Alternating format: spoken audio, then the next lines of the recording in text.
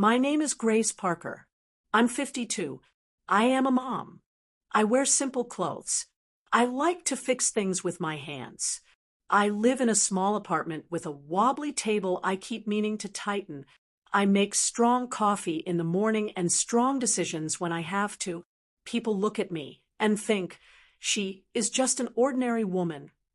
That's fine. I learned long ago that ordinary can also be powerful. Now, let me tell you the moment that changed everything. It was a bright Saturday afternoon in a fancy hotel downtown. Gold lights, long tables, silver forks that looked like they had never touched real food. It was my daughter's big day, Sophie's engagement party. She is 24, with a quick mind, a beautiful smile, and lately, a heart I no longer recognized. Her friends stood in a circle around her, all shiny dresses and shiny voices. I walked in wearing my old blue cardigan, the one that has a little tear at the cuff. It is clean. It is warm. It has seen me through storms. I stood near the doorway, holding a small gift bag, and an even smaller hope that my girl would hug me and say, "Mom, you made it." Sophie turned. Her eyes went down to my cardigan. Her mouth became a thin line. Then, in front of everyone, she snapped, "Stop wearing those old clothes. You're making us look poor." The room went quiet. Even the music seemed to stop. Heads turned. A few people laughed under their breath. My face burned. I felt the old hurt rise in me like fire, but I did not shout back. I did not cry. I kept quiet. I looked at my girl, and I thought of every night I went hungry, so she could eat. Every shift I worked, so she could have new shoes for school. Every prayer I whispered when life was too heavy to carry alone. I kept quiet until it was time to speak. An hour later, the hotel manager tapped the microphone. "Ladies and gentlemen, before we serve dessert, we have a special announcement." He looked my way. Some people glanced at me with boredom, like I was a chair in the corner. I walked to the stage. My steps were slow and steady. My heart beat like a drum I could not hide. I stood at the podium. I felt the warm light on my face, the cool metal of the mic under my fingers, and the weight of years sitting on my shoulders. I looked at Sophie. She was standing beside her fiancé, Trevor, a tall man with a strong jaw and a weak smile. I said, in a voice that was simple and clear, "Hello, my name is Grace. I want to say something important. You see this hotel? The one with the gold lights and the shiny floors." I paused. You could hear people breathing. "I need you all to know who owns this hotel." Someone snickered. Someone else coughed. The manager looked nervous. I took a breath and said, "Me, I do." Gasps. A knife of silence. 1,000 thoughts at once on 100 faces. Sophie's lips parted, but no sound came. Trevor blinked. Somewhere, a spoon fell to a plate with a tiny, honest clink. And then, the ballroom doors flew open. That's where I'm leaving the moment for now, balancing on the sharp edge of it, because you need to know how we got here before you can understand what happens next. I was not born into money. I was born into noise, dishes, alarms, school bells, and the kind of arguments that end with someone slamming a door. I married young. His name was Daniel. He was smooth-talking and good-looking.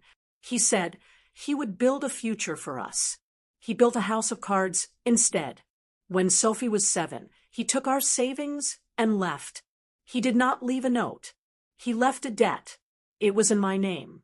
I learned 2 lessons: that winter, heartbreak leaves bruises you cannot see, and bills do not care about bruises. I needed work. I found it in the old Whitman Hotel on the corner of Elm and 3rd. Back then, it wasn't gold lights and shiny floors. It was threadbare carpets and creaky elevators. But it had a soul. It had history. Soldiers had danced in that ballroom after coming home. Couples had promised forever under its chandeliers. I could feel it when I mopped the lobby in the quiet hours, like the building whispered, "Hold on, hold on." I started as housekeeping. I scrubbed tubs. I changed sheets. I learned which stains were stubborn and which stains just needed patience. I learned people's names. I learned to read the difference between a guest who was rude because they were cruel and a guest who was rude because they were tired and hurting. I was never perfect, but I tried to be kind. I found that kindness is lighter to carry than anger, and somehow it takes you farther. That's how I met Mr. Whitman.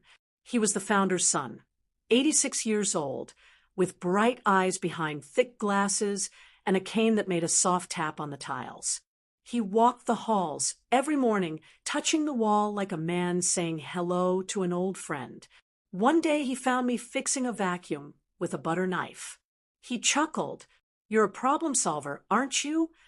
"I'm a mom," I said. "It's the same thing." He laughed so hard he had to hold his side. After that, he would stop and talk. He liked to ask questions. I'm good at listening, so I listened. He told me about the hotel, how it had been full of life, and then slowly run down. He told me he wanted it to be great again, but he didn't trust the people around him. Too many slick smiles. Too many empty promises. "Do you know why this place matters?" he asked one morning.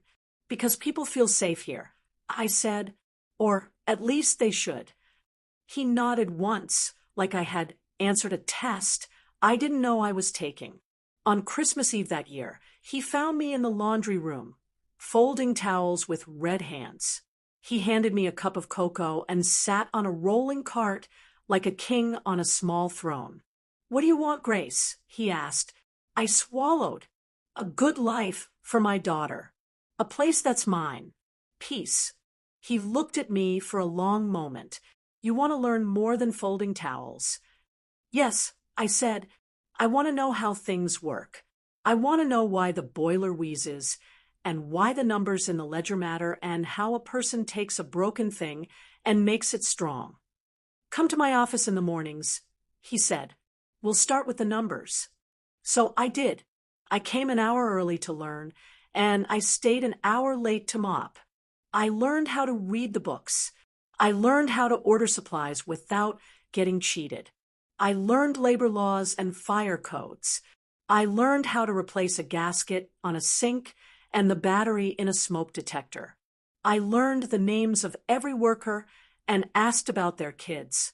The front desk clerks started calling me Mama Grace. It made me blush. It also made me stand taller. When people were mean to the staff, I stood beside the staff. When a guest cried in the stairwell because her flight was canceled and her money was gone, I found her a warm meal and a room no one was using. When a teenage boy tried to steal tip jars, I did not scream. I sat him down and spoke to him like someone who might break if I shouted. He put the jar back. Later, he came back with a small bouquet of wildflowers and an apology that felt bigger than the bouquet. Kindness is not soft. It is sturdy. It holds. Years went by. The hotel started to wake up. Mr. Whitman trusted me more. He let me hire better cleaners and fire the rats who stole time and money. He taught me to sit in meetings and ask short questions no one wanted to answer. Where does that number come from? Who benefits? Who bleeds? Sophie grew up through all of it. I loved her more than my own breath. She did homework at a corner table in the lobby while I rolled silverware for banquets. She made friends with a pastry chef who taught her to pipe frosting roses onto cupcakes. When we had no money for a dress for her 8th grade dance, the laundry supervisor, Miss Carroll, took one home and returned it with the hem fixed and the sleeves steamed smooth. I thought Sophie saw the love in that. I thought she would always remember. But then high school came, and with it, a different kind of math, the math of likes and followers, of who is what and who looks like they have more. A new woman drifted into our lives like perfume. Vanessa. She was all sleek hair and sharp heels and an easy laugh that made men lean in. She was my sister-in-law's friend, and then, somehow, she became close to Sophie. She talked about image and power, and how you could make anyone believe anything if you wrapped it in gold. Sophie began to look at me the way kids look at old toys they once loved, fond but a little embarrassed. "Mom, can we not shop at thrift stores?" she asked one day, holding a dress that was pretty and $5. "We can," I said, "and we will if it means I can pay the light bill." She sighed in a way that felt heavier than the dress. "You don't get it. Maybe I didn't. Or maybe I did, and it just hurt too much to say." 2 winters later, Mr. Whitman had a stroke. I sat by his bed and read him the daily notes. Occupancy is up. The elevator is fixed. The new host at the restaurant is kind and actually answers the phone. He smiled a half smile. He squeezed my hand with the strength he had left. His son and nephews circled like crows. They talked about selling the hotel. They talked about breaking it into condos. They talked about things that did not sound like respect. They looked at me like a chair in the corner again. Mr. Whitman died in spring. The funeral filled the ballroom. People told stories about him. People cried. People tried to guess what would happen next. What happened next was a sealed envelope in a lawyer's hand. It turned out that years ago, in quiet mornings and over worn ledgers, Mr. Whitman had made a plan. He had set up a trust. He had moved pieces that other people thought were nailed down. He had given me a set of keys, figurative and literal. "To the person who loves this hotel like I do," the letter said in his neat hand, "I leave controlling interest. Use it to care for this place and the people in it." The room went silent again, just like it would later when I stood on that stage. His son turned pink, then red. His nephews whispered. The lawyer cleared his throat. I felt small and huge at the same time. I cried in my car and then went inside and cleaned a spill in the lobby, because life goes on after shocks. It has to. I did not tell many people. I did not want to be a queen. I wanted to be a good steward.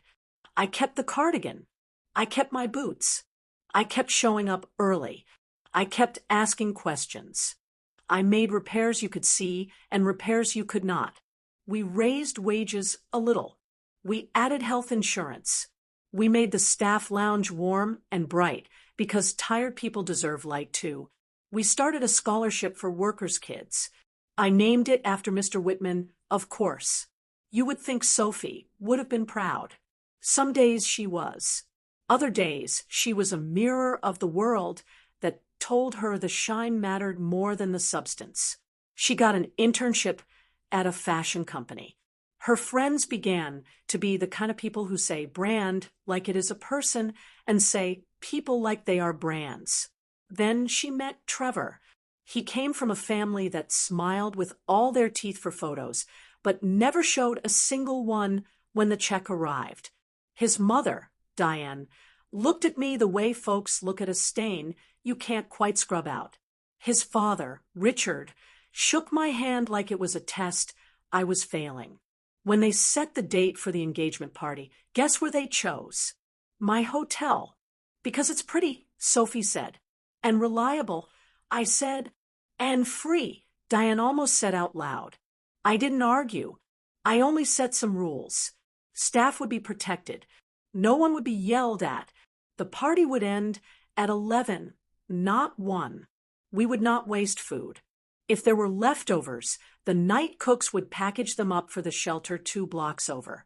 People rolled their eyes. I didn't care. The morning of the party, I stood in the ballroom and watched the team set up. Round tables, white tablecloths, tall vases filled with white lilies, and a few green, leaves that looked like someone's careful handwriting. The gold lights made the room glow. Miss Carol fussed over a wrinkle in a runner. The pastry chef, now the head baker, set tiny sugar flowers on a cake like he was laying out jewels. Looks like a dream, He said. It is one, I said. We just worked for it while we were awake. By noon, guests started to arrive. By 1, the room was full of perfume and jokes and small lies. I stood near the door, checking that the servers had space to move. Then Sophie saw me. Then she said what she said. Stop wearing those old clothes. You're making us look poor. The words hit me like winter air. I closed my eyes for a second. I opened them again. I found the ground with my feet and my breath with my lungs. I did not let my face crumple, but inside, things cracked. Less extreme things happened after that, because life likes to mix the big shocks with the small fixes. A little boy at a table knocked over a glass of lemonade. I smiled and mopped. A woman asked where the restrooms were. I pointed the way and told her which stall door sticks. The sound crew needed a longer cable. I found one in a box I had labeled 2 years ago, just in case. Small problems, small solutions. My hands knew what to do, even while my heart ached. But I also made a quiet choice. I would not wear shame like a coat. I would not let my daughter's words define me. I would tell the truth, not to humiliate, but to free something that was trapped. The truth, when spoken soft and steady, can be a key. So when the manager tapped the mic for the special announcement, I walked to the stage. It wasn't planned for me. It was supposed to be a nice speech about the cake or the couple, but plans can bend. I let them. You already know the words, I said. You already know the gold lights and the silver forks and the way the room got still. I need you all to know who owns this hotel. Me. I do. And then the ballroom doors flew open. Wind rushed in from the corridor. A shadow fell across the doorway like a dark stripe of paint. People turned as one body. The first person to step through was a bellhop, out of breath, cheeks flushed. Behind him came a man in a gray suit I knew too well. Daniel, my ex-husband, the one who had left me with debt and a little girl and a heart full of splinters. He stopped just inside the threshold, eyes searching the room until they landed on me under the light. He looked older, meaner around the mouth, but the same in the eyes, wide when he was caught. He lifted a hand like he might wave. He opened his mouth like he might say my name. And then the fire alarm shrieked. A sharp, endless scream. Red strobes began to flash on and off, painting the room in sudden slices of warning. People shouted. Chairs scraped. Somewhere a baby cried. The alarm blared, so loud the chandeliers shook. Red flashes cut across the gold light, like a warning painted on the walls. People scattered, clutching purses, coats, and plates half filled with food they forgot they were holding. Chairs toppled. Heels clicked in a panic. Someone screamed, "Fire!" and the room turned into a storm. I stood still on the stage, gripping the microphone. My eyes were not on the alarm, not on the frightened guests, not even on the glittering cake that shook on its tall stand. My eyes were locked on the man at the door. Daniel, my ex-husband, the man who left me broken when I was still young enough to believe in promises. He hadn't aged well. His once smooth face had lines carved deep, like bad choices written across his skin. His suit was expensive, but it hung on him wrong, like he wore wealth but had never earned it. He wasn't supposed to be here. "Grace," he shouted above the noise. His voice was hoarse, urgent. "We need to talk. Talk. After 20 years. After vanishing with our money, leaving Sophie and me scraping crumbs from corners." My hands trembled, but not with fear. With fury. With memory. With the storm of betrayal that still lived under my ribs. The staff moved quickly, guiding guests to the exits. Miss Carroll waved her arms, her voice steady. "This way, folks, stay calm, keep moving." The pastry chef shielded the cake with his body like it was a baby. Bless him. I should have moved. I should have followed the crowd. But I didn't. Instead, I stepped off the stage and walked toward the doorway where Daniel stood, looking like a ghost dragged back into daylight. "What are you doing here?" I asked, my voice low, controlled, a whisper swallowed by the shrieking alarm. He leaned closer. His eyes darted around as if someone was chasing him. "I didn't know you owned this place," he said, breathless. "Grace, listen, I need your help." I almost laughed. "Help? From me? The woman he abandoned with nothing but bills and a child to feed. The woman who scrubbed floors while he drank away our future. The woman who stitched her life back together piece by piece while he went missing into the shadows of greed. Why would I ever help you?" I hissed. Before he could answer, Sophie ran toward us. Her face was pale, her dress glittering under the pulsing red lights. "Mom," she cried, reaching for me. Then her eyes landed on Daniel. She froze. "Dad." The word split the air sharper than the alarm. Gasps rippled around us. Those who hadn't fled yet stood rooted in shock. Sophie stared at him as if she were looking at a ghost. Her voice cracked. You're alive."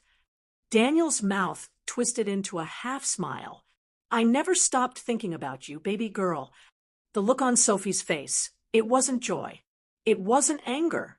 It was confusion, hurt, and something else, betrayal.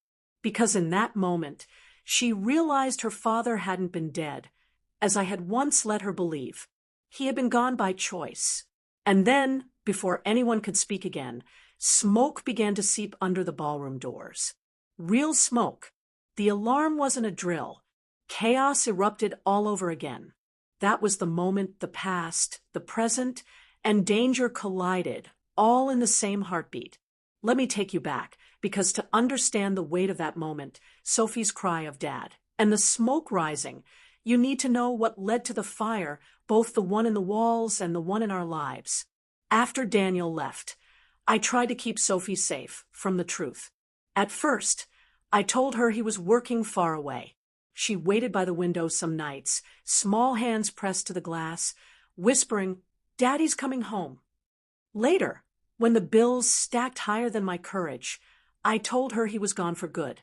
Her tears were quiet, but they never stopped too quickly. She grew up with a shadow inside her, a missing piece. And though I gave her love, though I gave her everything I couldn't give her what she thought she lost. That emptiness became anger, sharp and loud. She threw it at me sometimes. "If Dad were here, we wouldn't live like this. Why can't you be more like other moms? Why do you always look so poor?" Her words cut, but I carried them like I carried the rest of life. Heavy, but not impossible. I thought time would heal her. I thought she'd see the truth in kindness, in hard work, in what we built together. But instead, she drifted farther. Vanessa's voice grew louder in her ear. Money and image became the gods she bowed to. And now, on the day she wanted to show the world how perfect her life was, the ghost of her father walked through the door. And the walls themselves caught fire. The smoke thickened. Staff rushed with fire extinguishers. Guests screamed and stumbled, clutching each other. The chandeliers swung slightly, dust falling from the ceiling like gray snow. I grabbed Sophie's wrist. "We have to move." But she pulled back, eyes locked on Daniel. "Mom, you lied to me," she shouted, voice cracking through the chaos. "You said he was gone." And that slice of heartbreak cut deeper than the fire itself. Because she was right.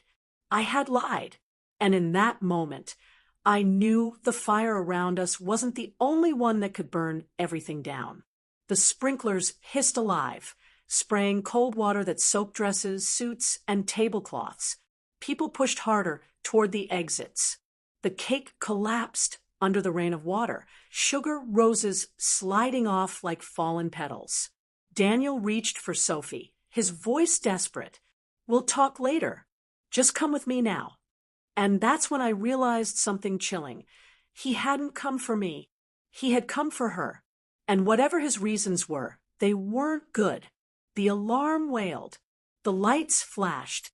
My daughter stood between me and the man who once destroyed everything. And then, just as we reached the doorway, a loud crash echoed from the back of the ballroom. The ceiling had started to cave in. The screams grew louder, and I knew someone wasn't going to make it out. The ceiling groaned like an old beast before it gave way. A chandelier, heavy crystal and brass, snapped loose and plummeted to the floor. Glass shattered. Sparks flew as it hit the edge of a table. The blast of heat and sound was so violent it sent people screaming, bodies pushing harder toward the exits. I threw my arms around Sophie and pulled her down. Shards of crystal rained across the carpet like ice. One piece slashed the back of my cardigan, close enough to nick my skin. I hissed in pain, but I didn't let go. "Mom," Sophie gasped, her voice trembling. "Stay low," I barked, dragging her toward the side door. My shoes slipped on the wet floor, but I held tight. I wasn't going to lose her. Not to fire, not to fear, not to him. Daniel lunged forward, blocking our path. His suit was soaked, his hair plastered to his forehead, but his eyes burned like fire of another kind. He grabbed Sophie's arm. "Come with me," he shouted. "You don't know the truth yet. Sophie. She's kept it from you your whole life." Sophie froze. Her wide eyes flicked between him and me, confusion ripping through her. "Mom, what is he talking about?" My heart thundered. The fire roared louder, smoke rolling across the ceiling in thick black waves. My throat burned with every breath. "This isn't the time." I snapped. "We need to get out." But Daniel's grip tightened on Sophie's arm. His voice cut through the chaos. "She lied, Sophie. She told you I was gone because she wanted to erase me. But the truth is, I never abandoned you. She pushed me out." The words hit like another crash of falling plaster. Sophie's face twisted with disbelief. "Mom, is that true?" I opened my mouth, but before I could speak, another boom echoed. Flames licked the far wall now, crawling like hungry fingers. People shoved past us, coughing, crying, desperate to breathe. I looked at my daughter, my flesh, my life, and I saw her slipping away, not into the fire, but into the lies her father spun, like silk. I couldn't let him take her again. With a burst of strength, I shoved Daniel back. He stumbled, hitting a table hard enough to knock over a vase. Water and lilies spilled across his expensive shoes. "Move, Sophie," I screamed, pushing her toward the exit. "Now." She hesitated for one heartbeat too long. Daniel roared and lunged again, but this time someone else blocked him. The bellhop, the same boy who had run in first, stepped between us, holding a fire extinguisher like a weapon. His hands shook, but his voice didn't. "Back off, sir," he said. For a moment, Daniel looked ready to strike him. But the flames cracked louder, the ceiling rumbled again, and panic drove him back. He glared at me, eyes dark with promises of revenge, before disappearing into the smoke. I pulled Sophie through the side exit into the cold night air. She coughed, tears streaming down her cheeks, her body trembling. Sirens wailed in the distance. Fire trucks. Salvation. But as I held her outside, watching the hotel I had built blaze with fury, her words pierced me deeper than the fire ever could. "Why didn't you tell me the truth, Mom?" she whispered, her voice small, broken. And that's when I knew the flames inside my daughter's heart might be harder to put out than the fire behind us. The night bled into chaos. Firefighters stormed in, hoses spraying arcs of water. Guests huddled on the sidewalk, shivering, mascara running, suits ruined. Some cried. Some stared blankly at the inferno. I stood apart, my soaked cardigan clinging to me, Sophie beside me, but not close enough. She wrapped her arms around herself, staring at the ground, as if the whole world she knew had cracked open. Trevor rushed to her side, his perfect suit singed at the edges. "Sophie, are you okay?" He held her shoulders, checking her over. She nodded weakly, though her eyes didn't leave me. Diane and Richard, the future in-laws, approached. Diane's lips curled as she looked me up and down. "Some engagement party," she muttered. "This is a disaster." I ignored her. My eyes were fixed on the flames. Because while the fire ate away at the hotel's walls, something deeper gnawed at my heart. Daniel's sudden reappearance wasn't an accident. He wanted something bigger than Sophie's trust. And I knew I would find out soon enough. But for that night, one thing mattered most. Sophie had seen me as a liar. And once a crack like that forms between a mother and daughter, it takes more than water to seal it again. The fire burned for hours. By dawn, the ballroom roof had collapsed. Smoke curled into the gray sky like a signal of loss. Reporters gathered with flashing cameras. Questions flew. Who owns the hotel? How did the fire start? Was everyone safe? I said nothing. Not yet. Some truths must wait for the right stage. But I made myself a promise as I watched the building crumble. This fire might have taken my walls, but it wouldn't take my fight. And when Daniel returned, as I knew he would, I'd be ready. Just as I turned to leave with Sophie and the others, a firefighter jogged over. His face was grim, his eyes shadowed. "Ma'am," he said, looking straight at me, "we found something inside the ballroom. You'll want to see it."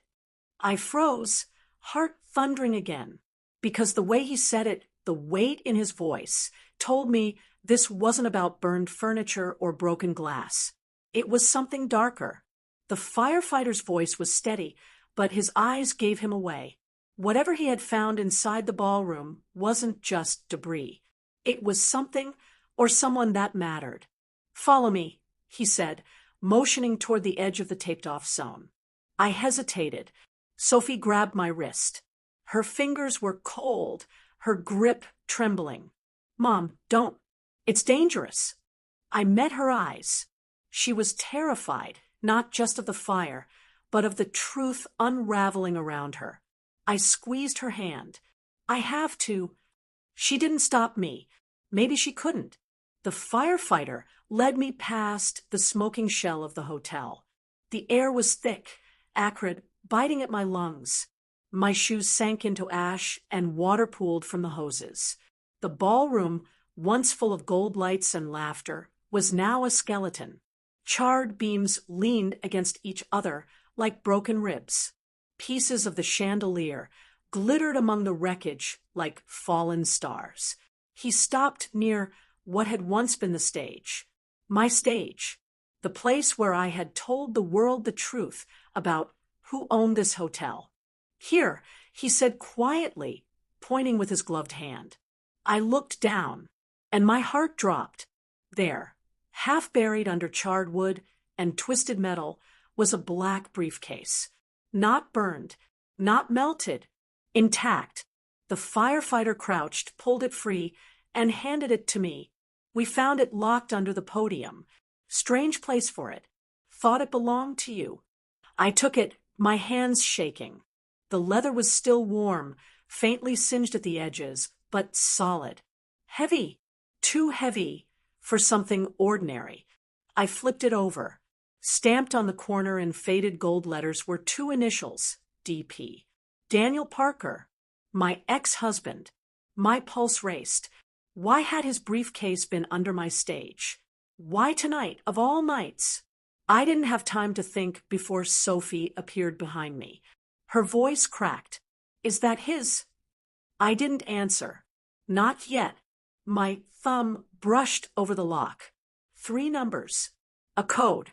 The firefighter cleared his throat. "We're still investigating the cause of the fire. But, ma'am, I'll be honest, it doesn't look like an accident." The words echoed in my skull. Not an accident. I clutched the briefcase tighter.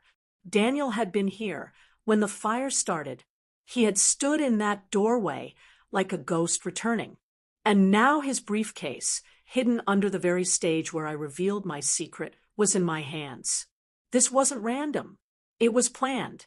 And the ugly truth hit me like a fresh wave of smoke. Daniel hadn't come back for me. He hadn't even come back for Sophie. He had come back for the hotel. That night, after the fire was contained, Sophie and I sat in the emergency shelter the firefighters had set up across the street. People wrapped in blankets murmured around us. Children cried softly. The air smelled of smoke and fear. She stared at the briefcase, resting on my lap. Her voice was flat. "Open it." "I can't," I said. "It's locked." She glared at me, her face pale but her eyes blazing. "You've lied to me enough. If that's his, I deserve to know what's inside." Her words sliced through me, sharper than any shard of glass from the chandelier. I wanted to tell her the truth, that I never lied to hurt her, only to protect her. But the space between us was already wide, and words would not fill it. Instead, I nodded. "Then we'll open it together." Her lips pressed into a hard line. She didn't answer. Later that evening, when the reporters had thinned and the firefighters packed their hoses, I sat alone in the corner of the shelter. Sophie had gone outside with Trevor. I could hear their muffled voices, sharp with arguments. I turned the briefcase over in my hands. 3 numbers. A simple lock. But the weight of it was unbearable. I tried the first code that came to mind. Sophie's birthday. Nothing. Then Daniel's. Still nothing. Finally, my fingers froze over the numbers of our wedding date, the day I promised forever, and got nothing but betrayal. The lock clicked open. My breath caught. I lifted the lid slowly, the hinges creaking. Inside was a thick stack of documents, bound with a leather strap. On top was a folder labeled Whitman Trust Agreement. My chest tightened. My hands trembled. These were the legal papers Mr. Whitman had left me, the ones that gave me ownership of the hotel. But why were they in Daniel's briefcase? Beneath the papers was something else, a small flash drive in a silver case. And taped to the inside of the lid was a note in Daniel's messy handwriting. It read, "Grace, this place was never yours. You stole it from me, and now I'm taking it back." My vision blurred with rage. My mind spun with questions.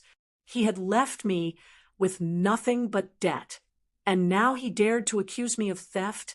But before I could think further, Sophie walked back in. She saw the open briefcase. She saw the documents. And she saw the note. Her voice was barely a whisper, but it cut through the smoky air. "Mom, did you steal the hotel from Dad?" The question hit harder than the fire, harder than the betrayal, harder than the weight of that briefcase on my lap. Because I knew my next words could either save her trust in me or destroy it forever. The room seemed to tilt when Sophie asked me that question. Her voice was trembling, but her eyes were steady, almost accusing. "Mom, did you steal the hotel from Dad?" For a moment, I couldn't breathe. The sounds of the shelter faded. The crying children, the low murmur of frightened guests, the crackle of radios. All I could hear was the echo of her words, heavy and sharp. "No," I said finally, my voice calm but heavy with the weight of years. "I didn't steal anything. The hotel was left to me by Mr. Whitman. You remember him, old man with the cane, bright smile, used to bring you peppermint candy in the lobby."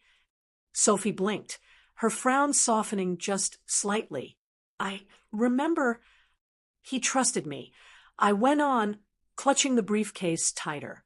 "He saw how I worked, how I cared for this place when no one else did. He gave it to me not to hurt your father, but because your father was never part of it. Daniel walked away long before that. He didn't build this. I did. With my hands, with my heart, with my life." Her jaw clenched. "Then why would he say you stole it?" I looked down at the note taped to the lid. Daniel's messy handwriting felt like a scar from the past, because that's who he is, a man who can't face his own choices. He left us, Sophie. He abandoned us. Now he's back, and he wants to rewrite history. But the shadow of doubt lingered in her eyes. She wanted to believe me. I could see it, but Daniel's sudden return had cracked something inside her. And cracks, once formed, spread fast. The next day, investigators roamed the ruins of the hotel. They declared the fire suspicious, possibly arson. My chest tightened as I listened. I knew in my gut that Daniel had something to do with it, but proving it would be harder than scrubbing soot from white silk. That evening, I sat at my kitchen table with the briefcase spread before me. The trust papers, the flash drive, the hateful note, all of it lay in front of me like pieces of a puzzle designed to hurt. I plugged the flash drive into my old laptop. The screen flickered. Dozens of files appeared, labeled with names, dates, and numbers. My heart raced as I clicked the first one. It was a bank statement, large sums of money moving between offshore accounts. Another file contained scanned property deeds. Some were signed by Daniel. Others had my name forged. My blood ran cold. He wasn't just after the hotel. He was trying to set me up, to make it look like I had stolen, laundered, lied. This wasn't revenge. It was war. The next morning, I went to the hospital where some of the injured guests had been taken. It was my responsibility. They had been under my roof. I carried flowers, fruit baskets, simple things to show care. When I walked into one of the rooms, I stopped dead. Daniel was there. He stood by a patient's bed, talking low and smooth, that old charm dripping from his lips. The patient was nodding, weak and dazed. Daniel slipped something into the man's hand before turning. His eyes locked on mine. Well, he drawled, that crooked grin spreading across his face. Grace. Still playing saint. I see. I clenched my fists. And you're still playing devil. He chuckled. Call me what you want. But I told you, I'm taking back what's mine. That hotel was supposed to be my future. You stole it. And now everyone will know the truth. You set that fire. I accused. His grin widened. Can you prove it? My silence was answer enough. He leaned closer, his breath hot against my ear. Sophie deserves better than you. And soon, she'll know exactly who her real parent is. I jerked back, fury boiling in my veins. Don't you dare use her in your games. But his smile told me he already had. That night, Sophie didn't come home. I sat on the couch, staring at the clock, my heart pounding with each passing hour. Finally, around midnight, my phone buzzed with a message. It was from Sophie. I'm with Dad. Don't wait up. My chest constricted. I read the words over and over, each one cutting deeper than the last. Daniel had taken her, not by force, but with poisoned words and half-truths. And I knew, if I didn't act fast, I could lose her forever. The next morning, the news hit. Investigators believed the fire had been intentional. They were looking at possible suspects, and my name was at the top of the list. I sat frozen at the kitchen table as the TV blared. Hotel owner under investigation for suspicious blaze. The screen showed my face, caught mid-blink at the shelter, looking guilty, tired, broken. Daniel's plan was working. And as my phone buzzed with calls from reporters, from lawyers, from so-called friends, only one thought burned in my mind. He wanted to ruin me. He wanted to steal everything I had built. And now he was turning my daughter against me to finish the job. But I wasn't going down without a fight. That evening, I opened the briefcase again, staring at the forged documents and the flash drive. Somewhere in there was the key to stopping him. But before I could look deeper, there was a knock at my door. 3 sharp raps. I froze. My breath caught. Through the peephole, I saw them, 2 police officers. Grace Parker, one called, "We need to ask you some questions about the fire." And just like that, the walls of my life began to close in. The knock echoed like thunder inside my chest. My hand hovered on the doorknob, cold sweat running down my spine. 2 officers stood there, straight-backed, their expressions unreadable, the kind of look that said they weren't here for a friendly chat. "Grace Parker," the taller one asked when I finally opened the door. "Yes," I said, my voice steadier than I felt. "We need you to come down to the station. Just a few questions about the fire at the Whitman Hotel." "Am I under arrest?" I asked. "Not at this moment," he replied, though his tone left no comfort. "But we strongly recommend you cooperate." Behind them, curious neighbors peeked from behind curtains, whispering to each other. In their eyes, I was already guilty. I grabbed my coat, clutching the briefcase to my chest like a lifeline. "Fine, let's go." The station smelled of coffee and paper. Old, tired, like a place where truth was often bent to fit convenience. They led me to a small room with a metal table and a single buzzing light. Detective Harris entered, a woman in her 50s with sharp eyes and a voice that cut through silence like a blade. She sat across from me, fingers steepled. "Grace Parker," she began, "owner of the Whitman Hotel. We've reviewed initial reports. Witnesses say you were on stage, making an announcement moments before the fire broke out. That's interesting timing, don't you think?" I kept my voice calm. "Coincidence. Nothing more." Her eyebrow arched. "Coincidence or cover? Fires can erase inconvenient truths. Miss Parker." I leaned forward. "Detective, I lost everything in that fire. My business, my livelihood. Why would I burn down what I built?"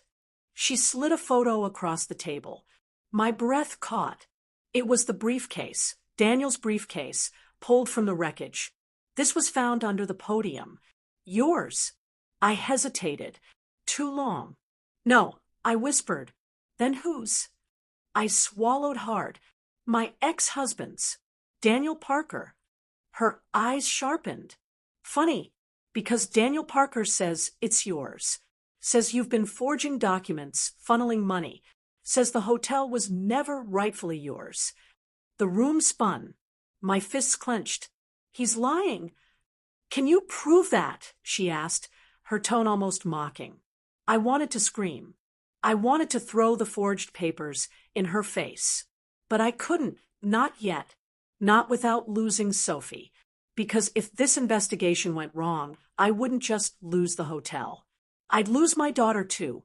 Hours later, they let me go, pending further investigation.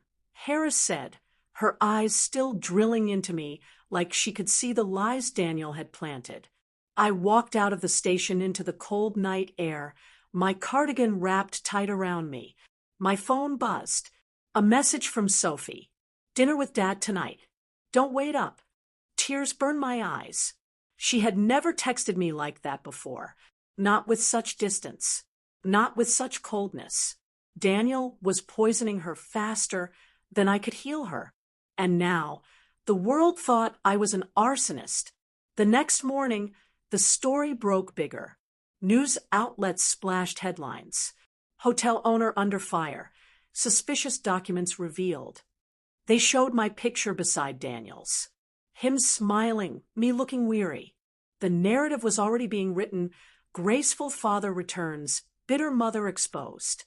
I sat at my kitchen table, the briefcase open before me, papers spread like a battlefield. Somewhere in here was proof that Daniel forged everything. But I couldn't see the pattern yet. And then my phone rang. Unknown number. I hesitated, then answered.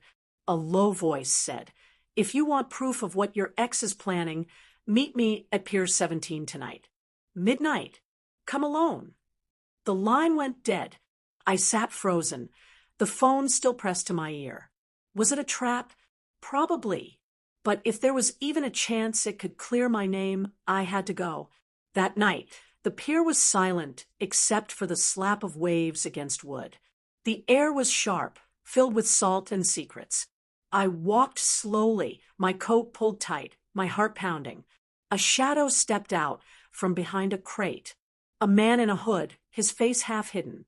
"You don't know me," he said, voice low, "but I worked with Daniel. I know what he's planning." My blood ran cold. "Tell me." He looked around, then pressed a folder into my hands. "Everything's in there. Bank accounts, fake deeds. He set the fire to frame you. But there's more. He's planning to take Sophie and use her as leverage. He wants her to inherit everything, so he can control it through her." Before I could respond, headlights swept across the pier. A black car screeched to a stop. Doors slammed. Daniel stepped out, flanked by two men built like walls. His smile was ice. "Hello, Grace. Couldn't stay out of my business, could you?" The man who gave me the folder bolted, vanishing into the night. Daniel's goons advanced.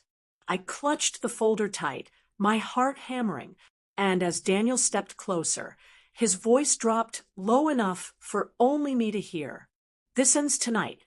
The waves slapped against the pier like a drumbeat of doom. The night air was cold, sharp enough to sting, but I barely felt it. My entire body was focused on one thing, Daniel's smile. That smug, poisonous grin that had haunted me for years. He strolled toward me like he owned the world, his two men, thick-shouldered, cold-eyed, flanking him like shadows that could kill. "Still the same Grace," he said softly, almost like a compliment. "Always sticking your nose where it doesn't belong. Always pretending you're stronger than you are." I held the folder tight against my chest. My hands trembled, but I forced my voice steady. "You framed me, Daniel. The fire, the forged papers, all of it, it was you, and I will prove it." He chuckled, shaking his head. "No, you won't, because no one will believe you. Not the police, not the media, not even Sophie. Especially not Sophie. She's with me now. She sees you for what you are, small, bitter, pathetic." His words stabbed, but I didn't flinch. "Sophie will see through you. Maybe not today, maybe not tomorrow, but she will, because lies don't last forever." His smile faltered just a fraction. "And what about you, Grace? How long do you think you'll last?" He flicked his hand. One of the men stepped forward, cracking his knuckles. My pulse thundered. I backed up until my heels touched the edge of the pier. The black water churned below, icy and merciless. "You won't hurt me," I said more bravely than I felt. "Not here, not with so many eyes watching." Daniel smirked. "Eyes close when paid to, and water doesn't keep secrets." The man lunged. I ducked instinctively, swinging the folder like a shield. It smacked against his chest, and papers scattered across the pier like wounded birds. The other man grabbed my arm, his grip like iron. I struggled, twisting, but he yanked me closer. Daniel leaned in, his face inches from mine. "Give up the fight, Grace. Hand me the folder, confess to the police, and maybe I'll let you see Sophie again." My rage boiled hotter than the fear. Over my dead body. He smiled coldly. "That can be arranged."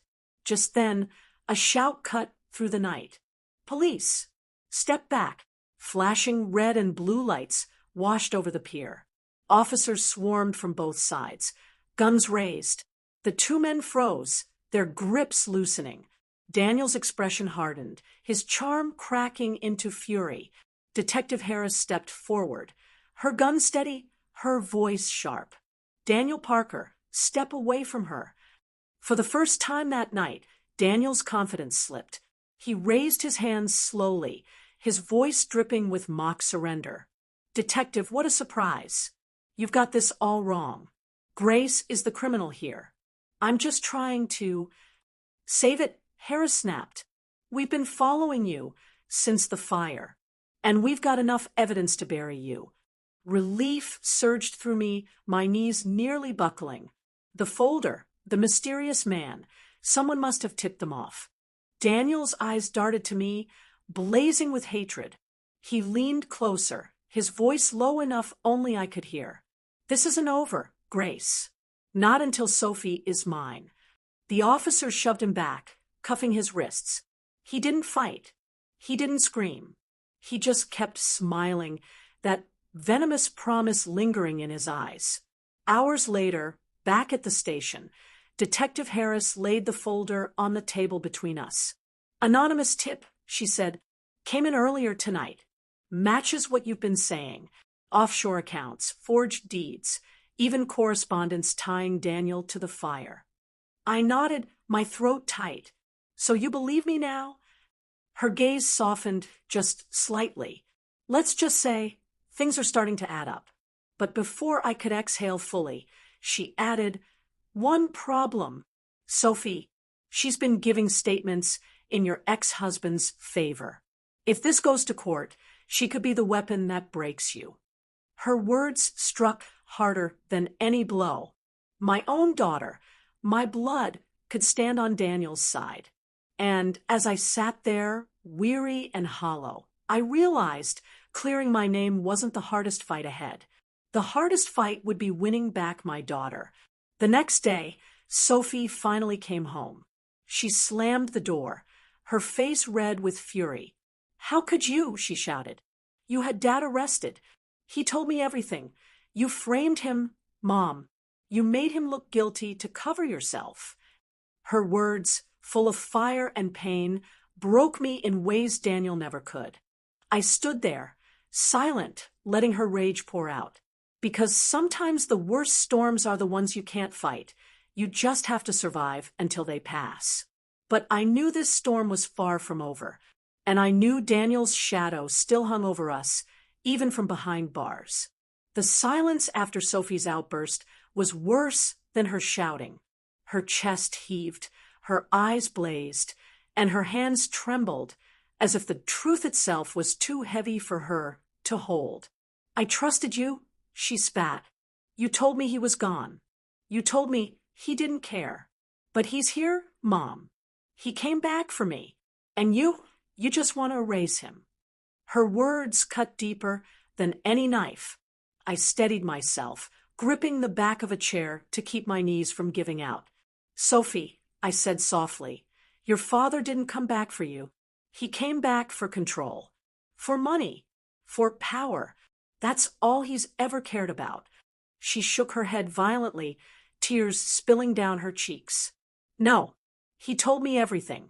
He said you made him leave, that you ruined him. That's why he lost everything. Because of you. I closed my eyes. Daniel's eyes were swelling like flames. He had her wrapped in his web, every thread pulling her farther off. I didn't ruin him. I whispered. He ruined himself, and he ruined us. But Sophie wasn't listening. She turned, storming toward her room, her voice cracking with pain. I don't even know who you are anymore. Her door slammed, shaking the walls, and I sank into the chair, the weight of years pressing down on me. I had faced poverty, betrayal, fire, and lies, but nothing had ever hurt like losing the trust of my own daughter. The next morning, the world wasn't kinder. News stations replayed footage of Daniel being arrested, but the narrative was split. Some painted him as the villain, others as the victim.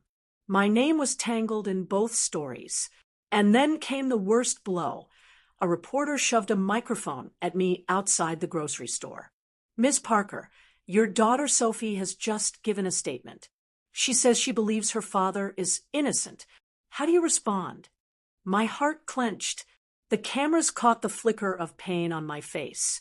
And I knew the battle for truth wasn't just in the courts anymore. It was in the court of public opinion and in my own home. That night, I went through the briefcase again, desperate for anything I had missed.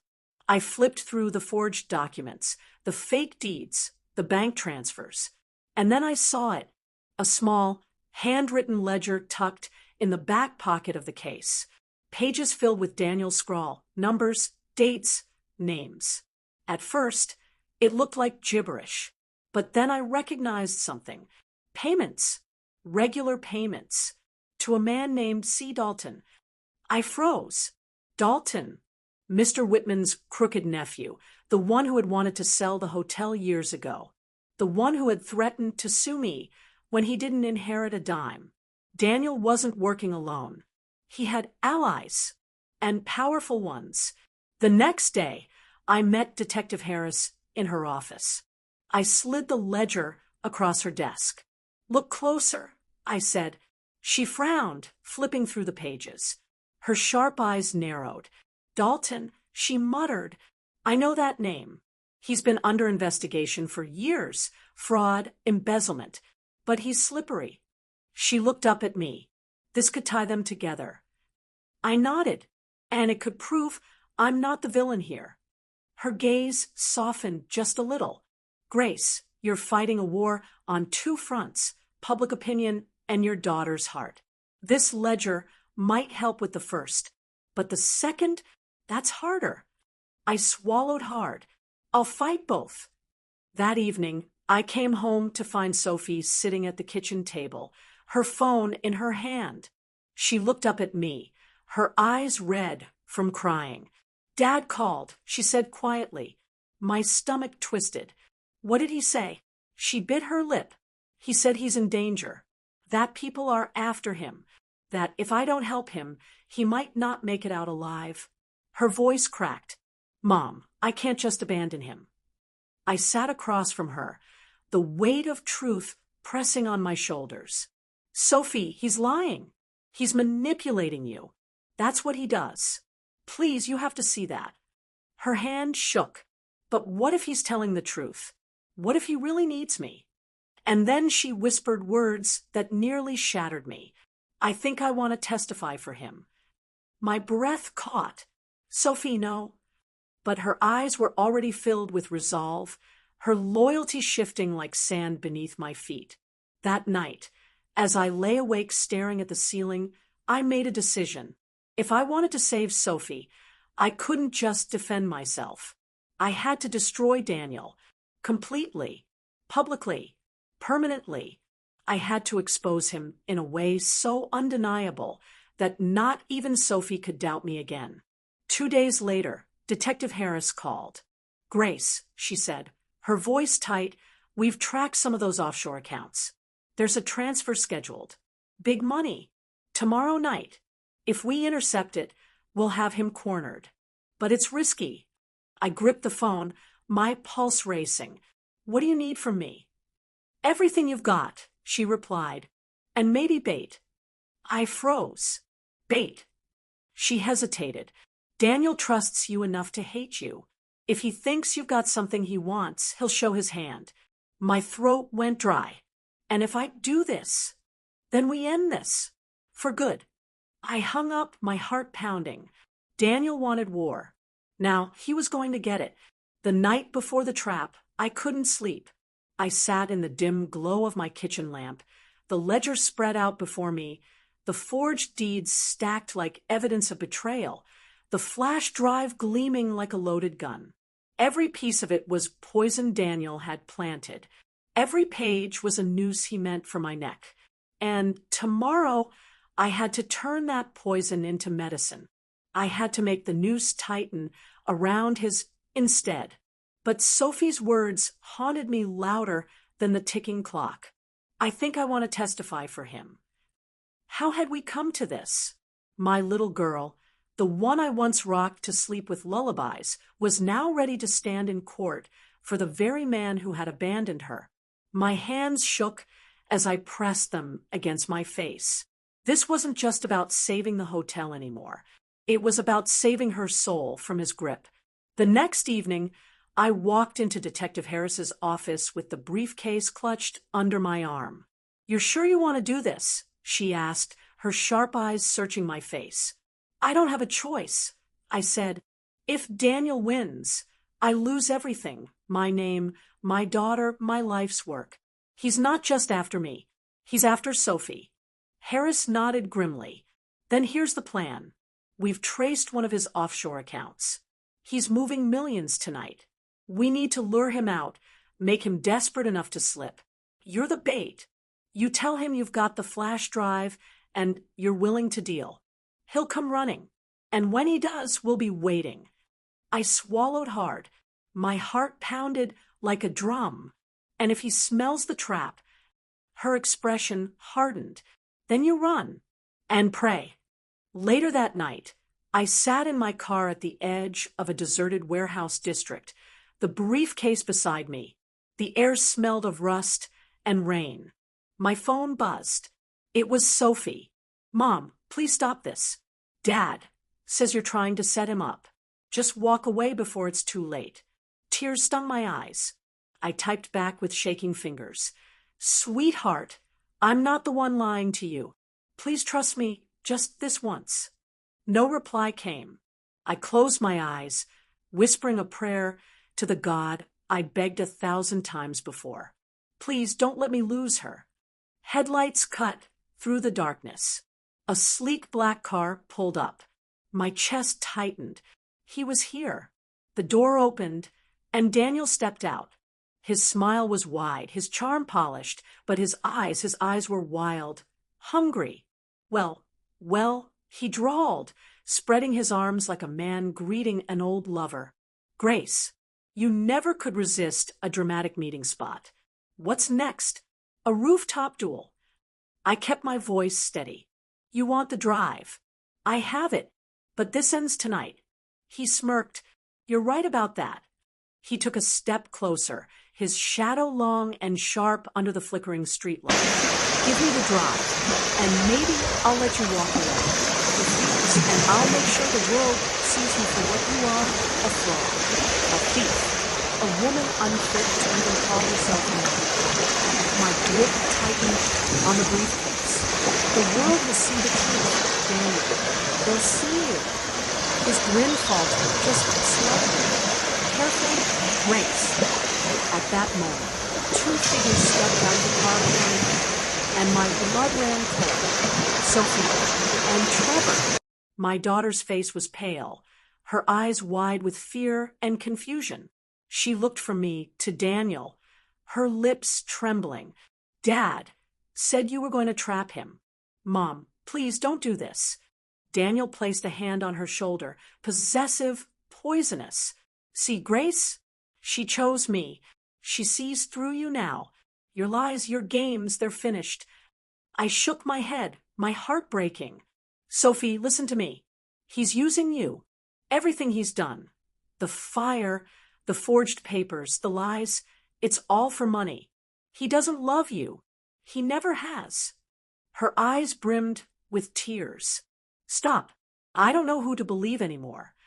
Daniel leaned down, whispering into her ear loud enough for me to hear. Don't worry, baby girl. Daddy's here. Daddy will protect you. The word daddy nearly broke me in two. And then, before I could move, Daniel pulled something from his coat pocket. A gun. The metal gleamed under the street light as he raised it toward me. Grace, he said, his voice calm and deadly. This is the last time you get in my way. Sophie screamed. The barrel of the gun glinted under the streetlight, steady in Daniel's hand. His grin was gone now. This wasn't a game to him anymore. It was war. Sophie stood frozen, tears streaming down her face. Dad, no, she screamed, her voice raw. She tried to grab his arm, but he shoved her back with one hand, his eyes locked on me. Don't make this harder than it has to be, Grace, he said, his voice calm but laced with venom. You've had your time. You've played your little role. But this hotel, this fortune, this family, it's mine. It always was. My heart pounded so loud, I could hear it in my ears. I forced myself to stand tall, though my knees threatened to buckle. If you kill me, you lose everything. The truth will come out. Daniel. It always does. His smile flickered. Not if there's no one left to tell it. The world seemed to narrow to that single moment. The gun, the night air, Sophie's sobs. My life my fight. Everything I had endured came crashing into this one heartbeat. And then headlights blazed across the lot. Sirens wailed. Police! Drop the weapon! Detective Harris's voice cut through the night like steel. Squad cars screeched to a stop, doors flew open, and officers swarmed with guns raised. Red and blue lights strobed against Daniel's furious face. For the first time, he looked rattled. His grip on the gun faltered. He swung his head towards Sophie, then back at me, calculating. Don't! Harris barked. It's over, Parker. But Daniel wasn't the type to surrender cleanly. His hand shook as he aimed the gun, not at me, but at Sophie. No, I screamed, lurching forward. The crack of a gunshot shattered the night. Sophie screamed and dropped to her knees, clutching her ears. But it wasn't her blood on the ground.